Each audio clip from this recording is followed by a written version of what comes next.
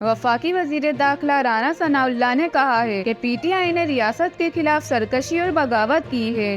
ریاست کے خلاف سرکشی اور بغاوت کرنے والوں کو سیاست کا کوئی حق نہیں اور نہ معافی ملے گی۔ رانا ثناء اللہ نے کہا کہ شہداء کی یادگاروں کی بے حرمتی کی گئی دفاعی تنصیبات پر حملے کرنے والوں کو معاف نہیں کیا جا سکتا۔ ہر صورت ریاست کی رٹ قائم کریں گے، ووٹ کی طاقت سے فتنے کو ملکی سیاست سے مائنس کریں گے۔ مزید تفصیلات اور اپڈیٹس کے لیے دیکھتے رہیے MIM نیوز۔